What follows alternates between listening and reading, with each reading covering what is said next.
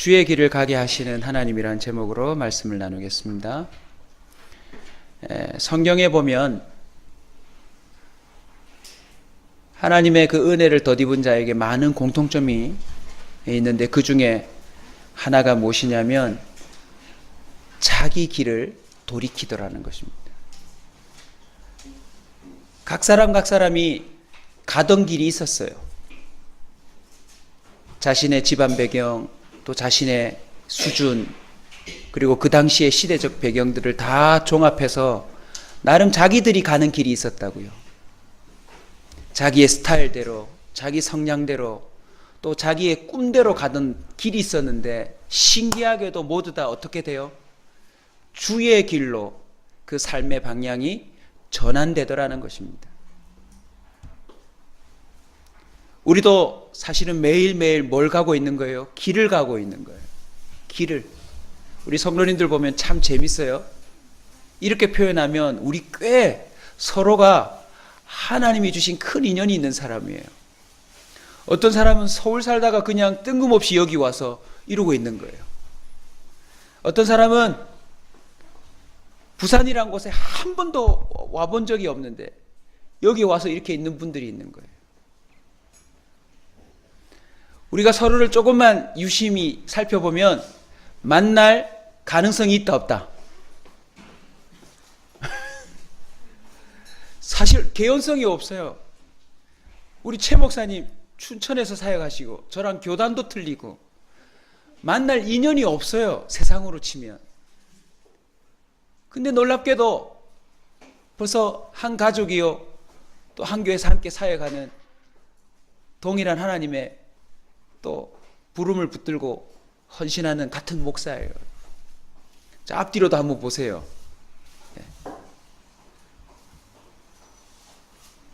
더 놀라운 건 고등학교 동창, 중학교 동창도 있는데 그때는 모르던 사람들이에요. 근데 여기 와서 만난 사람도 있다는 거죠. 우리는 지금도 각자 조금만 대화를 해보면 가는 길이 같아요, 틀려요?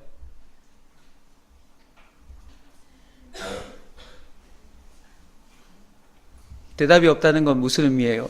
서로 대화를 안 해본 거예요? 아니면 노선이 틀린 거예요? 우리는 인간적으로 대화를 해보면 가는 길이 다 달라요. 그죠? 그런데 오늘 말씀에 비추어 보면 우리도 공통점이 있어요. 결국은 주의 길을 간다는 거예요. 한번 따라서 합시다. 내 길을 가는 것이 아니라 주의 길을 간다. 조금만 주님 앞에서 진지한 마음으로 자신의 길을 묵상해 보면 내 길은 내가 가는 게 아니라는 걸 확실히 알 수 있어요. 나는 이 길을 가고자 했지만 하나님은 이상하게 다른 길을 가게 만드신 경우들이 분명히 있어요. 오늘 본문에 보시면 다윗이 이렇게 고백하고 있어요. 갈 길을 가르쳐 보이고 너를 주목하여 훈계하리로다. 다윗이 다른 사람에게 하는 말처럼 들리지만 이것은 다윗의 마스길이라고, 여러분 마스길 시편 새벽 기도할 때 가르쳐 드렸어요. 뭐예요 여러분? 지혜, 교훈이에요. 교훈.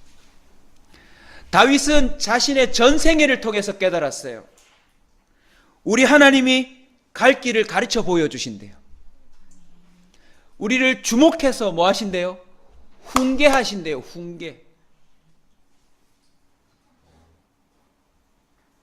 오늘 이 저녁에 하나님이 저와 여러분에게 그 길을 가게 하시는, 그 길을 보여주시고 훈계해 주시는 그 말씀이 실체로 다가오는 밤이 되시길 축원합니다. 어떻게 길을 보이시고 어떻게 훈계하실까요? 오늘 읽으신 본문의 앞뒤를 좀 살펴보면 먼저 첫 번째는 주를 만날 기회를 통해서입니다. 자기 길을 가던 사람을 어떻게 주의 길로 가게 하시느냐? 뭘 허락하세요? 주를 만날 기회를 주세요.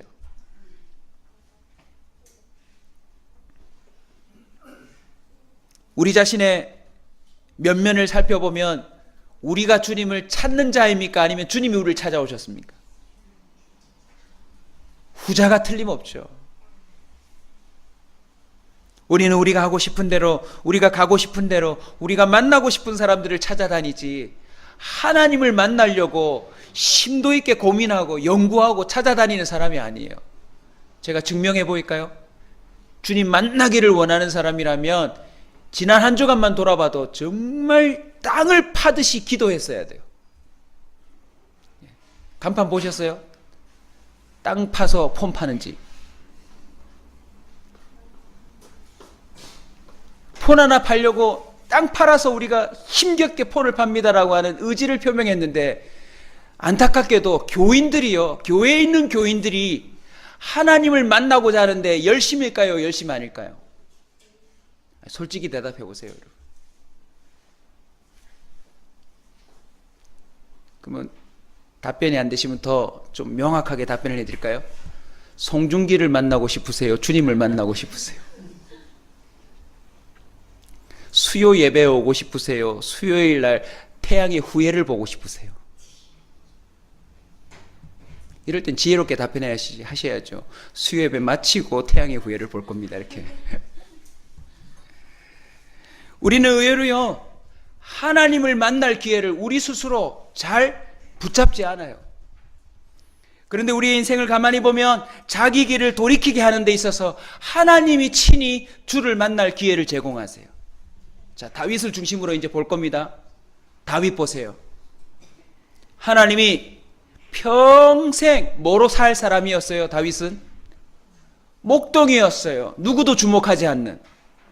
자기 아버지도 그 형제들 중에서 별로 주목하지 않는 그런 아들로 살아갈 운명이었어요. 그런데 하나님이 사무엘을 통해서 어떻게 하셨어요? 그를 주의 길로 들어서도록 개입하셨어요. 하나님의 그 세미한 음성들을 분별할 줄 아는 사무엘이 길을 지나가다가 그만 놓쳐버릴 다윗을 하나님은 마치 목덜미를 잡아서 그 길에 올려놓듯 하나님의 길로 가는 컨베이어 벨트, 그 길로 갈 수밖에 없는 벨트 위에, 노선 위에 하나님은 그를 얹어놓으셨어요. 무엇으로요? 4절을 보세요. 주의 손이 주야로 나를 누르시더라. 고통스러운 표현처럼 보이지만 주의 손이 우리로 하여금 주님을 만날 기회로 이끌고 있다는 사실들을 우리는 꼭 믿어야 합니다. 하나님은요, 저와 여러분의 인생에 여러 번, 아니 항상 하셨지만 여러분이 기억하는 것만 따지자면 여러 번 주의 손이 툭 치셔가지고 때로는 넘어뜨리셔서, 때로는 가만히 그 줄에 서 있다가 앞으로 떠밀려서 자기가 가고 싶지 않은데, 뜻하지 않은데 하나님을 만날 기회로 나간 적이 꽤 많이 있을 거예요. 하나님은 지금도 주의 손으로 저와 여러분을 이끌고 있는 줄 믿으시기 바랍니다. 이런 기도에 오시는 것도 엄밀히 신학적으로 분석해 보면 우리의 의지적으로 올 수 있는 사람들이 아니에요. 여러분 스스로 한번 답변해 보세요. 내가 정말 주님을 만나려고 애쓰며 그런 자리에 있을 확률이 100%로 치면 몇 퍼센트 정도 됐어요? 확인이 안 되니까 이럴 때는 100% 답하시면 돼요. 확인을 못 하니까. 근데 저부터 양심 고백을 하면, 목사인 저도 하나님이 저를 주의 손으로 안 붙들어 주셨으면 주님을 만나는 것보다 딴 주님을 만나는 걸 훨씬 더 즐겼을 거예요. 주님의 손이 우리로 하여금 하나님을 만날 기회로 인도하고 계신 줄로 믿습니다. 또 어떤 것을 통해서 만날 기회로 인도하신 줄 아세요? 1절부터 2절 쭉 보시면 바로 허물과 죄예요. 많은 사람들이 자신에게 있지만 해결할 수 없는 허물과 죄 때문에 누굴 찾아와요? 주님을 찾으러 와요. 여러분, 때로는 허물과 죄가 주님을 만나고 주의 길로 가게 만드는 도구가 된다는 사실을 기억해야 합니다. 여러분이 만약 허물 없고 죄가 없었다면 주님께로 오지 않았을 것이 틀림없습니다.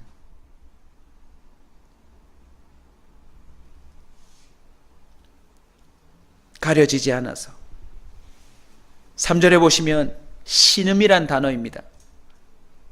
신음이란 단어는 무엇과 연결하셔야 되냐면 죄를 고백하지 않고 해결하지 못해서 그 깊은 내면에 하나님의 형상으로서 일어나는 신음을 말하는 겁니다. 여러분, 혹시 여러분 스스로 지은 죄 때문에 신음하는 단계 한번 가본 적 있으세요? 가보신 분들은 아실 거예요. 정말 힘들어요. 집에 큰 우환이 있어서도 아니고 내 형편 가운데 정말 싫을 만큼 어떤 어려운 일이 생긴 것도 아닌데 내 깊은 내면에 그 해결되지 않는 죄와 허물로 인한 신음이요, 막 사람을 타들어가게 만들어요.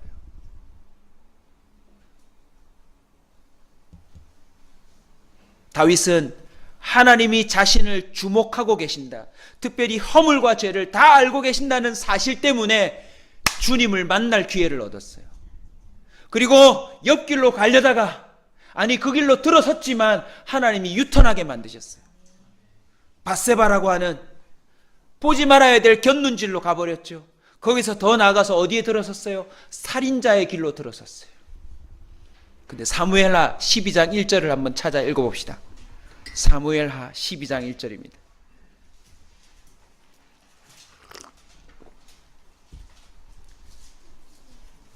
사무엘하 12장 1절입니다.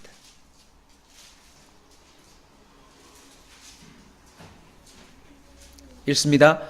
여호와께서 나단을 다윗에게 보내시니 그가 다윗에게 가서 그에게 이르되 한 성읍에 두 사람이 있는데 한 사람은 부하고 한 사람은 가난하니. 이 비유가 누구의 이야기였어요?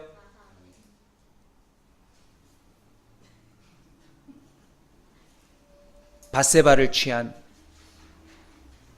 자기는 왕이어서 부한 자이면서 가난한 자의 그 소유를 빼앗아서 그리고 그 가난한 사람을 죽여버린 그 이야기를 빗대어서 하나님이 나단 선지자를 직접 보내신 거예요. 주님은 우리 인생길에 이러한 일들을 많이 행하셨어요. 나의 허물과 죄가 주님의 주목의 대상이라는 사실들을 가르쳐 주신 일들, 여러분 분명히 있을 거예요. 그걸 통해서 우리는 주의 길로 돌이키는 은혜를 입었음을 여러분 감사히 받으시기 바랍니다. 주님은요, 앞으로도 언제든지 우리가 주의 길을 벗어날 때에는 나단 선지자를 보낼 거예요. 아멘. 가뭄과 신음을 통해서도 우리로 하여금 주의 길로 만드세요. 주를 만날 기회를 갖게 하세요. 이상하게도 지금도요, 모든 하나님을 모르는 사람이 가뭄이 임하면 누굴 찾아요? 신을 찾아요. 물론 헛다리 짚는 경우가 많지만 어쨌든 그 신적인 존재를 만날 기회를 만들어내요. 전혀 미신을 믿지 않던 사람도 하도 일이 안 풀리면 자기도 모르게 입에서 뭐가 나와요? 야, 뭐라도 해야 되겠다. 굿이라도 해야 되겠다. 하나님은 지금도 각 인생의 길에서 뭘 경험하게 하는 줄 아세요? 여름날에 말라버리는 가뭄을 인생들에게 허락하세요. 그래서 그 타는 목마름을 해결하려고 주님을 만날 기회를 제공해 주세요. 신음은 이미 설명했습니다. 이 신음이 가져오는 구체적인 표현이 이거예요.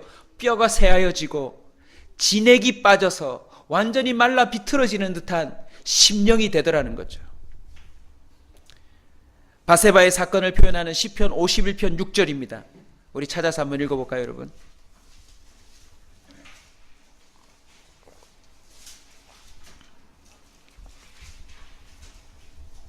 시편 51편 6절입니다. 같이 읽습니다. 보소서, 주께서는 중심이 진실함을 원하시오니 내게 지혜를 은밀히 가르치시리다. 어떻게 가르치셔요?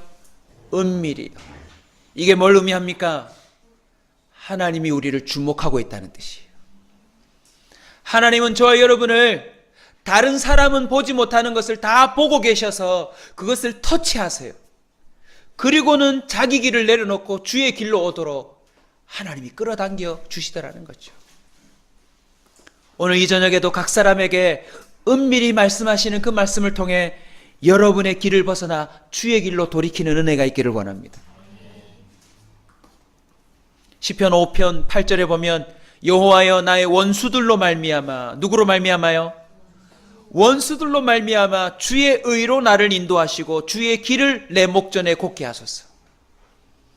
혹시라도 인생길에 원수 같은, 진짜 천지 원수 같은 사람들을 만날 때가 있어요. 그러면 여러분 다윗처럼 고백하세요. 원수들로 말미암아 주님께서 나를 의로 인도하시는도다. 주님께서 내 목전에 주의 길을 곱게 갈 수 있도록 나를 오히려 독려하시는구나. 하나님은 지금도 주의 손으로 우리의 허물과 죄뿐만 아니라 우리 인생에 만나는 가뭄, 신음, 각종 다양한 원수들, 사건들, 그 모든 것을 주님의 손으로 조합해서 뭘 만들어내는 줄 아세요? 주를 만날 기회예요. 그래서 여러분 딱 정리하고 갑시다. 앞으로 인생의 길을 가다가 실족하는 것 같고 어디가 어딘지 헷갈리기도 하고 여기서 어디로 가야 될지 결정하기 어려울 때 항상 이렇게 생각하십시오. 주의 손이 날 지금 무슨 기회를 갖도록, 주를 만날 기회를 갖도록 떠밀고 계신다는 사실을 인정하시면 그거 제대로 길을 가는 겁니다. 어떤 상황 속에서도 주님을 만날 기회를 붙잡으십시오. 그 결과가 무엇입니까? 6절 한번 보십시오. 주를 만날 기회를 얻어서 주께 뭐 할지라? 기도할지라. 진실로입니다. 거짓말이 아니라 홍수가 범람할지라도 그에게는 뭐하지 아니하리라? 미치지 못하리라. 인생길에서 휩쓸려 그냥 훅 하고 사라지는 그런 사람이 되지 않을 거라는 거예요. 자, 한번 따라서 합시다. 밑줄 자. 앞으로 어떤 기회, 어떤 상황, 그 모든 것 속에서 주의 손이 우리로 하여금 주의 길로 가도록 그 기회를 제공하고 있다는 사실들을 믿음으로 받아들이시면 길을 잃지 아니하는 저와 여러분 되실 줄로 믿습니다. 주의 길로 가게 하신 하나님이 또 어떻게 그렇게 하십니까? 오늘 본문에 보시면 경건함이에요. 경건함. 이로 말미암아 모든 경건한 자는 이라고 표현하고 있습니다. 경건은요, 바른 길을 가는 삶의 모습이에요. 그 사람이 경건하다, 이 말은 바른 길을 가고 있다라는 뜻이라는 것입니다.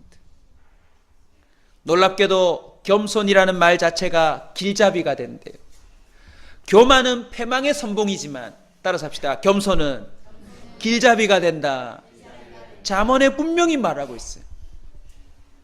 그러니까 이렇게 적용하시면 되죠. 사람들이 모여 있을 때도 어떻게 처세를 할지 모르겠다 할 때는 뭐 하면 돼요? 겸손하면 그게 길잡이가 된대요.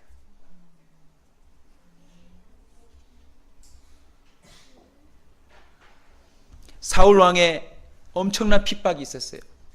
심지어 자신의 자녀가 왕자를 빼앗고 백주 대낮에 아버지의 첩들을 강간하는 일들을 벌였어요. 다윗은 정말 어느 순간에는 미친 척하며 침을 흘려야만 그 궁지를 벗어날 수 있는 우여곡절의 삶을 살았어요. 근데 놀랍게도 다윗은 바른 길을 갔어요. 무엇 때문인 줄 아세요? 오늘 본문에 보면 다윗이 스스로 시로 고백하고 있어요. 모든 경건한 자는 구원의 노래를 부를 거래요. 할렐루야. 결국 다윗은 하나님 마음에 합한 자라고라는 평가를 받습니다. 그 말이 뭐예요? 그는 경건한 자였다라는 거예요. 시편 51편 10절을 가면 다윗은 이렇게 고백합니다. 하나님이여 내 속에 정한 마음을 창조하시고 내 안에 정직한 영을 모아소서 새롭게 하소서. 할렐루야. 여러분 이거 명심하십시다. 우리는 매일 새롭게 한다면 경건할 수가 없어요. 따라서 합시다. 오늘의 경건으로 내일을 살 수가 없다. 우리는 오늘 경건으로 오늘을 마칠 뿐이에요. 내일 그 경건으로 버틸 수가 없어요, 여러분.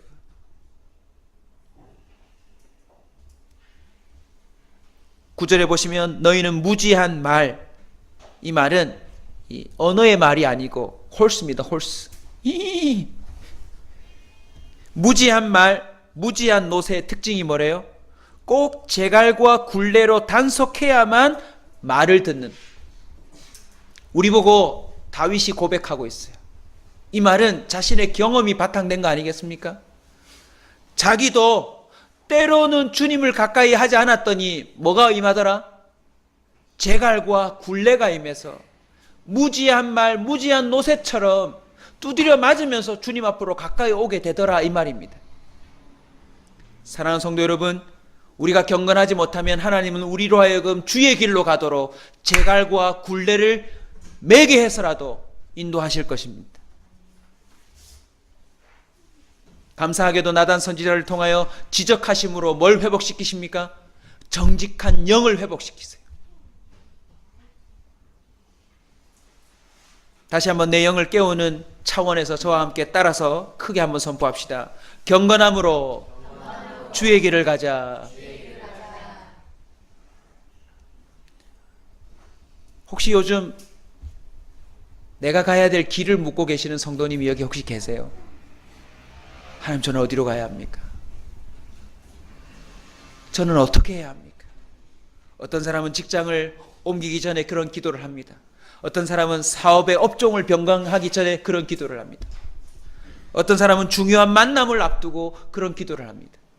이미 많은 게 결정이 되었지만 내 남은 미래를 또 어떻게 결정하고 살아야 될지를 두고 그런 기도를 해요.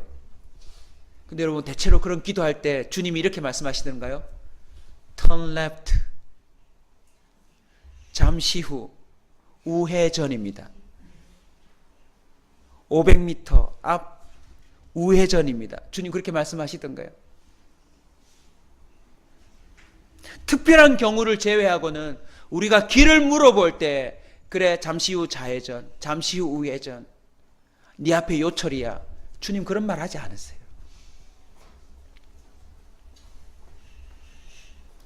오히려 하나님은 이렇게 말씀하세요.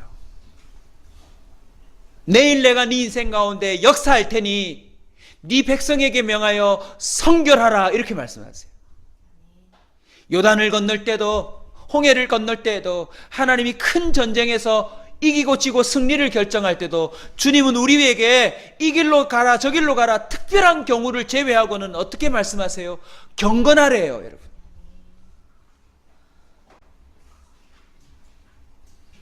주님께 길 보여달라고 묻는 자가 아니라 매일매일 경건함의 길을 선택하는 저와 여러분 되시길 주의 이름으로 축원합니다. 아마 앞으로요 더 심각한 딜레마로 우리에게 던져질 거예요.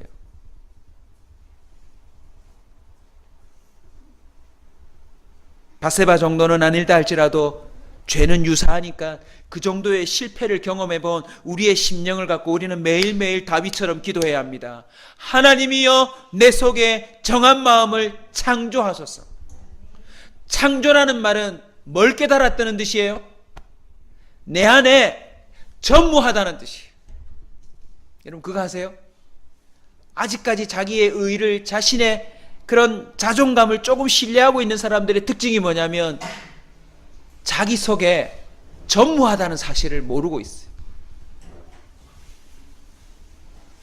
우리 속에 의외로 사랑이 없다는 사실을 여러분 아십니까? 우리 속에 정직이, 다윗의 표현을 치면 전무하대요. 지금까지는 있는 것처럼 보이지만 사실 없어요. 여러분, 정한 마음을 창조해달라는 건 갖고 싶은데 나는 안 된다는 거예요. 나도 나름 바른 길로 가는 그런 삶을 살고 싶은데 내게는 그런 눈꽃만큼의 의지조차도 잘 없다라는 걸 깨닫고 다윗은 겸손히 주님 앞에 부르짖고 있어요. 창조해달라고. 창조주 하나님이 우리 마음 가운데 경건함을 위한 정서들을 만들어주지 않으면 우리는 결코 경건할 수 없다는 것, 그걸 깨달아야 합니다.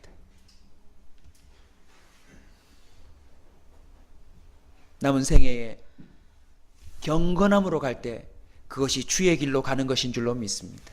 아멘. 미리 말씀을 좀 양해를 구하겠습니다. 앞으로 저도 어떻게 목회를 할지 잘 모르겠어요. 그러나 한 가지 사실은 오늘 설교를 통해 다시 확신합니다. 저는 어쨌든 우리 성도들이 경건하도록 제가 몰아붙일 겁니다. 아멘이 없을 줄 알았습니다. 여러분의 경건을 돕는 일은 무엇이든지 하겠습니다. 피곤하다 하지 마시고, 저 목사가 미쳤나 하지 마시고, 오직 여러분을 경건하도록 돕는 그 일에서는 여러분 순종함으로 따라오시면 우리 모두가 주의 길로 가는 역사가 나타날 줄로 믿습니다. 될 수 있으면 딴 건 안 하려고요, 여러분. 경건함을 위한 그 삶으로 우리 모두가 나아가야 될 줄로 믿습니다. 주의 길로 가게 하신 하나님, 오늘 또 본문을 보면 다윗이 이렇게 가르쳐 줍니다. 다시 한번 8절을 보시면 가르침과 훈계래요. 하나님은 언제나 앞서가시는 분입니다. 주의 길의 특징을 여러분 꼭 알아두십시오. 주님은 이미 앞서가신 겁니다. 길을 확실하게 가는 방법이 뭔가요?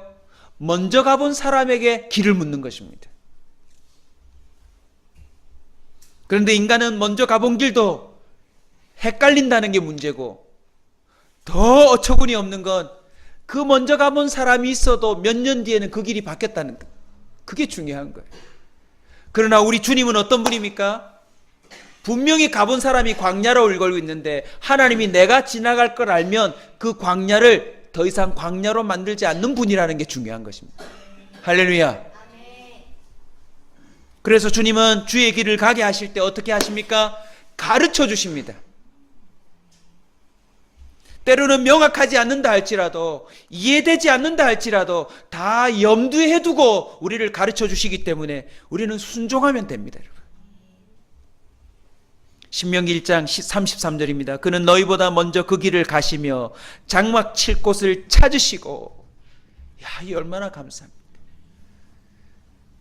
사실은 오늘도 차를 몰고 이곳저곳을 가면서 저기가 우리 교회가 갈 곳인가, 저기가 우리가 정착할 곳인가, 임대, 매매 이런 현수막이 걸려있으면 저기가 우리를 위한 곳인가 다 살펴보면서 결론이 뭐냐면 뭔지 아세요, 여러분? 야, 저것들이 다 잡아놨네.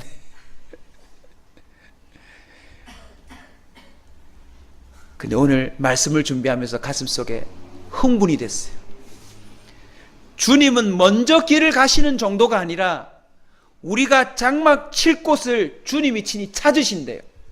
아멘. 제가 찾는 게 완벽하겠어요? 주님이 찾으신 게 완벽하겠어요? 할렐루야. 우리가 할 일은 밤에는 불로 낮에는 구름으로 인도하신다 하셨으니까 시시각각 우리는 주님만 따라가기로 결정하면 될 줄로 믿습니다. 금요 기도회 하면 금요 기도 열심히 하고, 또 새벽에 기도회가 있으면 새벽 기도 열심히 하고, 낮에 모임이 있으면 낮에 열심히 모임을 하고, 매일매일 제가 요즘 가슴에 꽂혀 있는 단어가 있어요. 데일리 디보션. 영어를 써서 죄송해요. 매일의 헌신. 그냥 하루하루 주님께 내가 헌신하고 살면 그게 가장 주의 길을 잘 가는 것이더라고요. 아멘. 내일 헌신하려고 미리 끌어서 하면 오늘 죽어요, 여러분.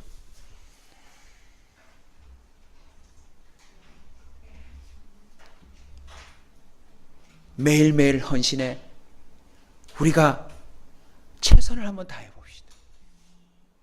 평가는 주님께 맡기고, 주님 우리의 몸 상태도 우리의 형편도 아시니까 이해하셨죠? 최선의 기준이 같아요, 들려요? 달라요? 다 같이 하려고 하면 안 돼요.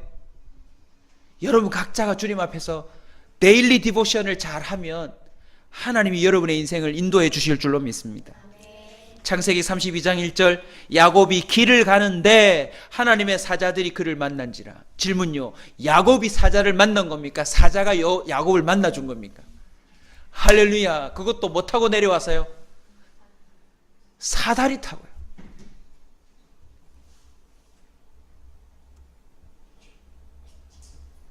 야곱은 지금 인생이 어떻게 전개될지 아무것도 몰라요. 쫓기는 인생이에요.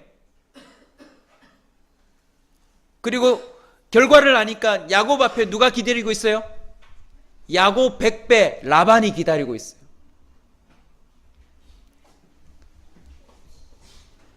자, 엄마들 그러죠? 네 같은 딸 만나라고. 예, 그게 야곱이 만나는 라반의 비유예요.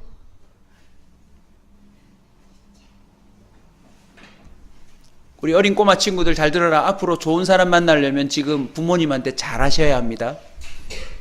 왜요? 은근히 엄마 아빠들이 지금 벼르고 있어요. 꼭 네 같은 거 만나라고. 야곱 앞에는 크나큰 위기가 이미 도사리고 있어요. 라반. 야곱도 꾀쟁이에다가 속임수 사기꾼인데 야곱을 능가하는 10배, 100배나 되는 라반이 기다리고 있는데 그 길에 누가 만나주세요? 하나님의 사자가 그를 만나주세요. 그리고 라반의 속임수를 10번이나 번복하는 그 임금을 하나님의 사자가 다 찾게 만들어줘요. 할렐루야. 오늘 이 저녁에 결정적인 가르침이 기도 중에 임하길 주의 이름으로 축원합니다. 지금도 그 천사는 사다리를 내려서 올 수 있는 줄 믿으시기 바랍니다. 아멘. 시편 51편 우리 11절부터 13절까지 빨리 한번 찾아서 읽읍시다.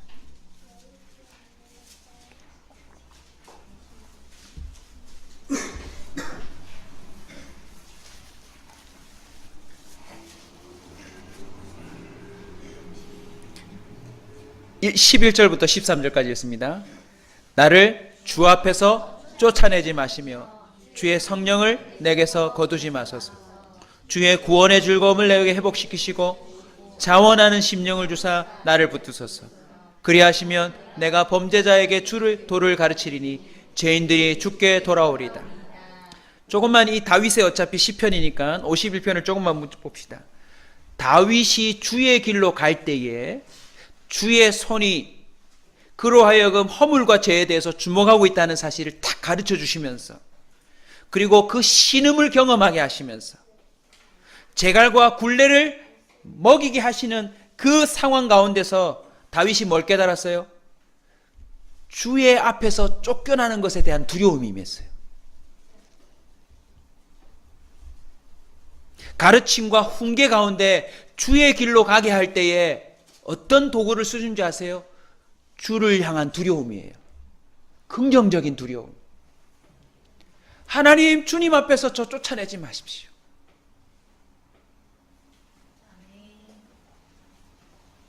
하나님, 이 기도의 감각을 잃어버리지 말게 해주십시오. 하나님, 내 양심이 둔감해지지 않게 해주십시오. 하나님, 나의 모든 심령이 혼탁해지지 않도록 도와주시옵소서. 우리 주변에 우리가 그토록 욕하는 사람들의 대부분의 공통점이 또 뭐예요? 주의 앞에서 마치 쫓겨난 사람들 같은 사람들이에요.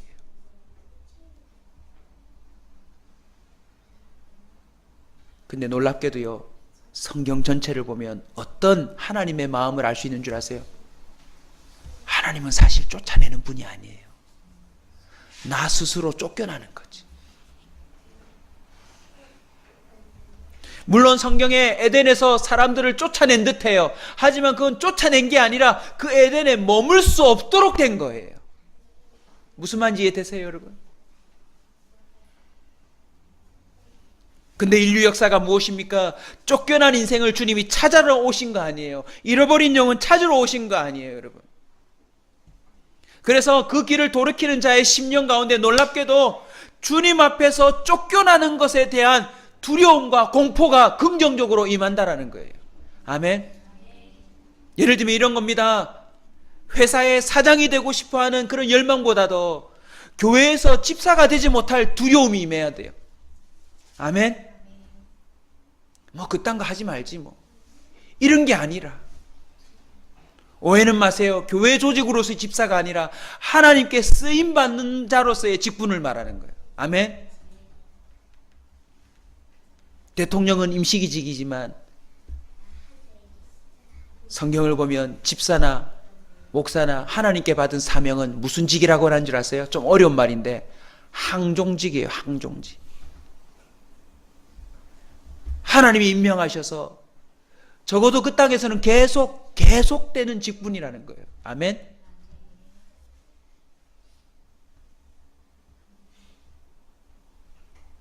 우리로 하여금 가르침과 훈계 속에서 어떻게 주의 길을 갑니까?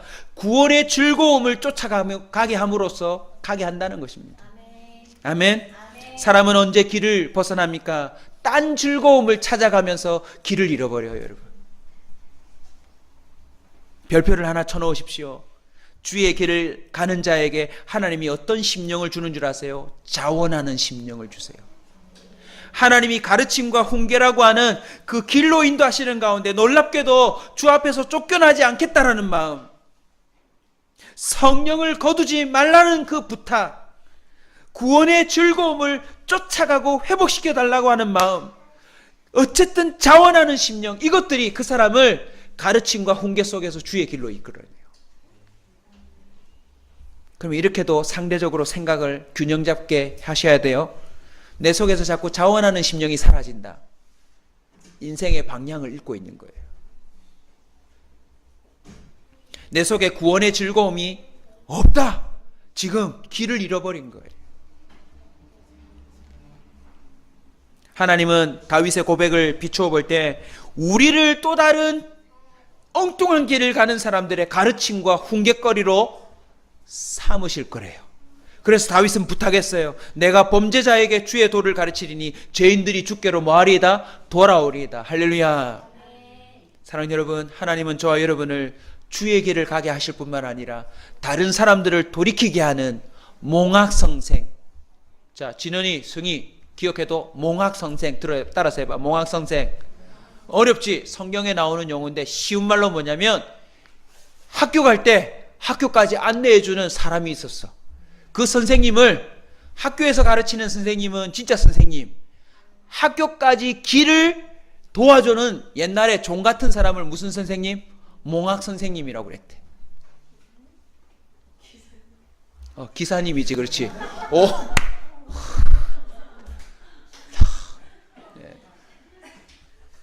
저 집안이 약간 천재성이 좀 있거든요. 금세 현대적인 표현을 알아냈구나. 여러분, 성경에 나오는 몽학 선생은 현대적으로요? 기사님. 네. 참, 똑똑해요. 우리가 이 시대의 기사가 될 거라는 거예요. 분명히 나보다 못한 자였거나 나랑 비슷한 자였는데 희한하게 주의 손이 저와 여러분을 주님을 만날 수 있도록, 경건하도록 주님의 가르침과 훈계를 따라 앞서가신 주님의 길로 가는 것을 보면서 죄인들도 돌아온대요. 따라서 합시다. 날 통해 돌아올 자들이 많다. 아멘. 이것은 다윗뿐만 아니라 이후에 바울도 같이 고백했습니다. 죄인 중에 괴수인 내가 주님 앞에 오래 일제 참으심으로 긍휼하심을 입은 것은, 그 까닭은 뭐래요? 나같이 괴수 같은 모든 인간들도 언제든지 주께로 오면 주님이 다 받아주신다라고 하는 사실을 보여주시기 위한 거래요. 주님이 결국 저와 여러분을 왜 주의 길로 가게 하시는 줄 아세요? 저와 여러분을 마치 유도등 같은 인생으로 삼으시겠대요. 공항에 가보면 유도등이 있어요. 자, 진원씨, 승희씨 한 번 더 해보세요. 공항에 비행기 밤에 내리면 활주로 있잖아. 커다란 아스팔트에 사람들은 잘 못 보는데 불이 푸식 푸치칙 하고는 반짝하면서 비행기를 유도해요. 그런 걸 무슨 등? 유도등이라고 그래. 그렇지. 배로 치자면 등대. 이야, 임성옥 씨 좋겠어요. 난자식이세요. 난자식. 예. 야, 참. 네. 등대입니다. 등대.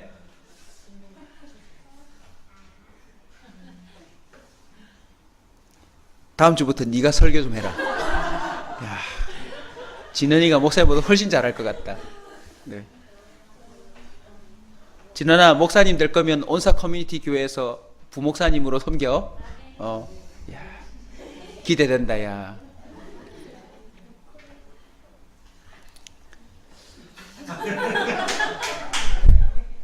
뭐래요?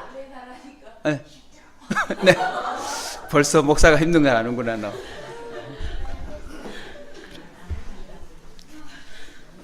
진원아, 세상에 힘 안 드는 건 없어. 그래. 잠언 3장 6절입니다. 너는 범사의 그를 인정하라. 그리하면 내 길을 지도하시리라. 이 인정 가운데 무엇을 포함하고 있는 줄 아세요? 이걸 꼭 인정하셔야 돼요. 주님은 앞서가시고, 주님은 이미 내가 어디에 장막 칠지를 찾아 놓으셨다는 걸 인정할 때 우리는 주님의 지도함을 받을 수 있습니다. 그냥 주님이 있다는 사실만 인정하고 지 마음대로 살아가면 헛다리 짚어요. 물론 나중에라도 하나님은 돌이켜서 그 지점에 돌아가도록 도와는 주시지만 세월 낭비가 있어요. 그리고 그 여정 중에 잃어버릴 게 많아요. 사랑하는 원사 여러분, 주님은 지금도 한 사람 한 사람을 주의 길을 가도록 이끌고 계신 줄로 믿습니다. 더욱 주님을 인정하는 저와 여러분 되시길 주 이름으로 축원합니다. 말씀을 정리하겠습니다.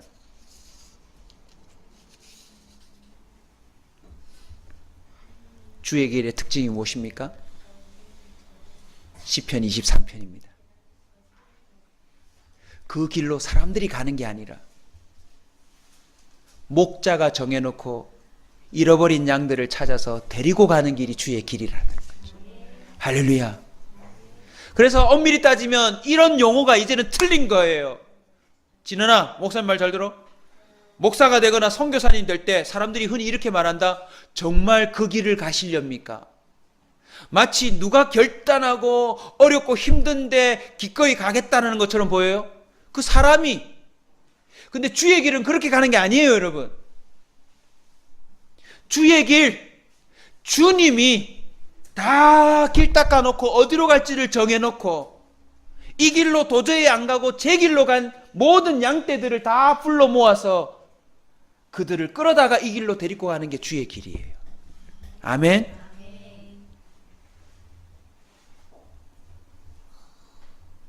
못 들으신 분을 위해서 다시 설명드리면 양들은 절대 스스로 결단하고 주의 길을 가는 존재가 아니에요. 진원아, 승희야, 목사님 대답 좀 해봐. 서커스에 주로 나오는 동물들이 뭐야? 원숭이. 또 서커스에 나오는 뭐든지 너네들이 본 거, 서커스에 나오는 동물들.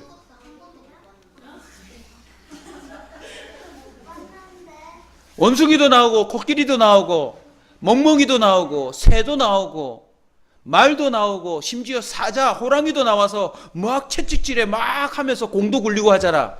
근데 어떤 서커스를 봐도 안 나오는 동물이 있다? 뭔지 알아? 양이야. 양은 서커스에도 못 쓴대. 눈도 어둡고 도대체 말을 안 들어서 조련이 안 된대. 여러분, 그런 양이 스스로 주의 길을 가는 거 보셨어요? 주의 길은 하나님이 가게 하시는 거예요. 아멘. 저와 여러분의 인생을 들여다보세요. 하나님이 저와 여러분을 이미 주의 길에 들어서게 만드셨어요.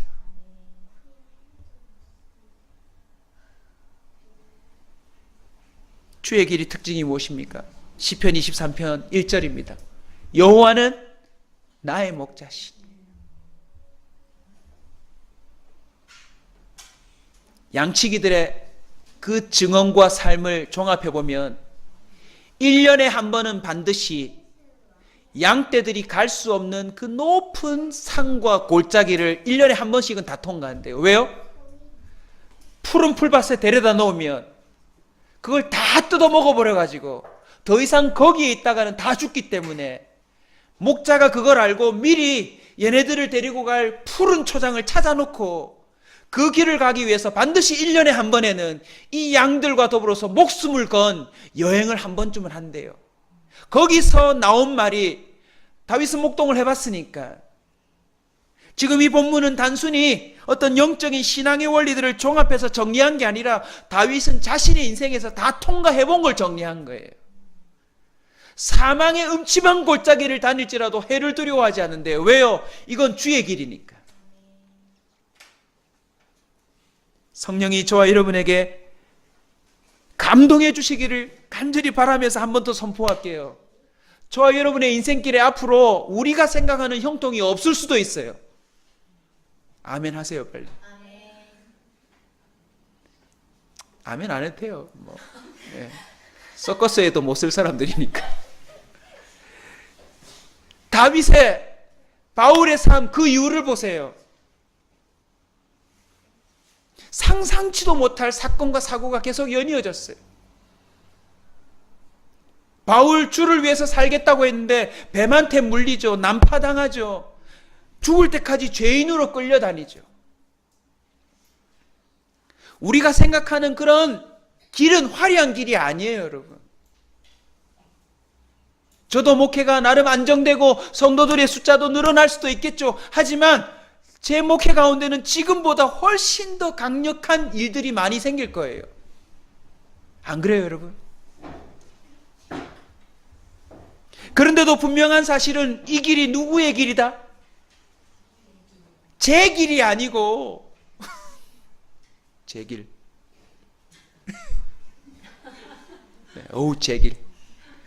제 길이 아니고 주의 길이라는 것에 소망이 있는 것입니다. 내가 가고자 하는 길이 아니요 주님이 가게 하신 길이라는 것입니다. 고로 그 길은 여호와가 목자가 되시기에 사망의 음침한 골짜기를 통과해도 괜찮고 원수의 목전을 지나도 괜찮고 하나님이 반드시 눈이 어둡고 몸도 둔하고 성질도 개팍하고 또 그런 양들이 많이 모였으니 자충우돌한다 할지라도 반드시 하나님의 택한 백성들은 그 모가지를 끌고 가서라도 주의 지팡이로 안위하시며 완주하도록 도우실 거라는 것이 오늘 이 다윗의 고백인 것입니다. 아멘.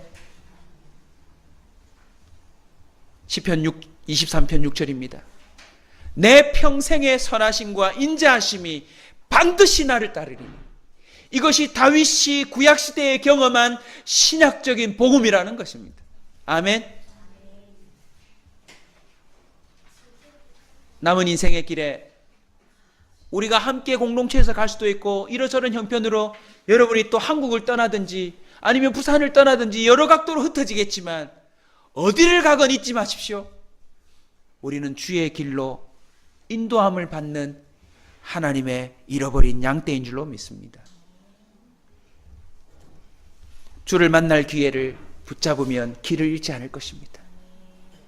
경건함을 선택하면 길을 잃지 않을 것입니다. 주님이 앞서가셔서 우리의 장막 칠 곳을 찾아놓으셨다라고 하는 그 이미 선제되고 완료된 인정함을 갖고 조심스럽게 주님의 가르침과 훈계를 주목하고 살아간다면 우리는 목자 되신 주님 때문에 바울처럼 고백하게 될 줄로 믿습니다. 우리 두 성경을 찾고 기도에 들어갑시다. 사도행전 20장 24절입니다.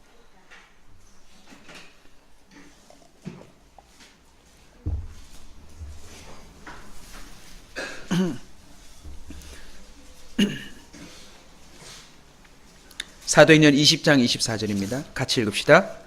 내가 달려갈 길과 주 예수께 받은 사명 곧 하나님의 은혜의 복음을 증언하는 일을 마치려 하면은 나의 생명조차 조금도 귀한 것으로 여기지 아니하노라.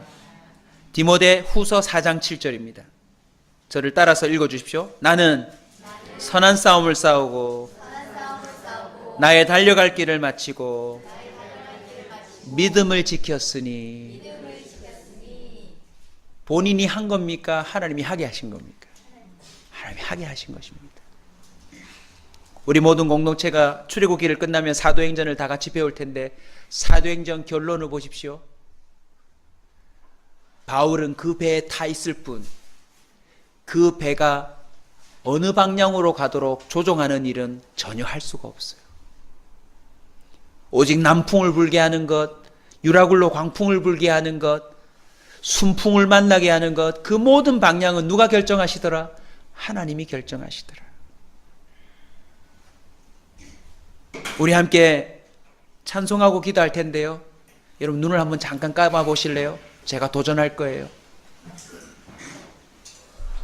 이 자리에 사실은 내일부터 또 길을 결정해야 돼요. 어떤 집사님은 가게를 정리하고 업종을 변경해야 돼요. 앞으로 어떤 사역을 결정할지 또 결정해야 돼요. 중학교 졸업하면 어디를 가야 될지, 고등학교 졸업하면 어디를 가야 될지 우리는 매 순간 결정해야 돼요. 이 자리에 몸이 아픈 자도 있어요. 아이를 가져서 갑자기 아가씨에서 자유로운 몸에서 꼼짝달싹 못하는 사람도 있어요. 어떤 형편이든지 주님을 만날 기회로 삼으십시오.